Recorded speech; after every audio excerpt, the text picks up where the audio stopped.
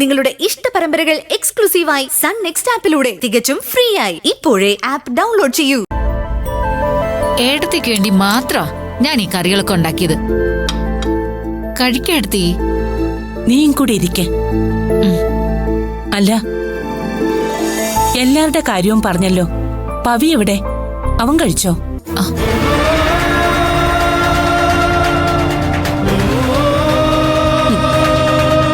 ഏട്ടത്തി ആരുടെ കാര്യം ചോദിച്ചേ? പവി ഇവിടെ ഇല്ലല്ലോ. എന്താ ഏട്ടത്തി, അക്കാര്യം മറന്നുപോയോ? എനിക്കറിയാം ഏട്ടത്തിയുടെ മനസ്സ്.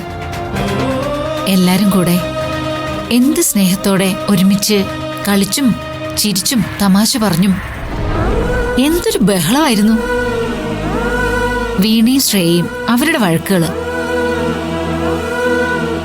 ഞാനും അതിനെക്കുറിച്ചൊക്കെ ഓർക്കാറുണ്ട്. പിന്നെ ഞാനങ്ങ് സമാധാനിച്ചു.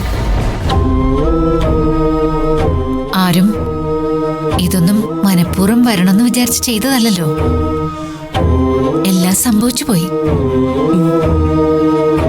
പവിയുടെ ഭാഗത്തുനിന്നായാലും ഗിരിജയുടെ ഭാഗത്തുനിന്നായാലും ചെയ്ത തെറ്റുകളില് എന്തെങ്കിലും ഒരു കുറ്റബോധമോ വിഷമോ ഉണ്ടെന്ന് എനിക്ക് തോന്നിയിട്ടില്ല.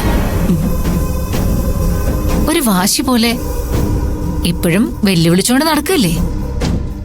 ഈയിടെയായിട്ട് അമ്മയും മോളും ഫുൾ ടൈം പുറത്തുനിന്നാ ഭക്ഷണം കഴിക്കുന്നത്. ചോദിച്ചാ ശ്രേയ ഉടനെ പറയും അവളുടെ അച്ഛൻ ജയിലിലാണെന്ന്. പറയുന്ന കേട്ടാ തോന്നും പവിത്രനെ ജയിലിലാക്കിയതിന്റെ കാരണക്കാരി ഏടത്തിയാണെന്ന്. അതെ, ഞാൻ തന്നെ അതിന് കാരണക്കാരി.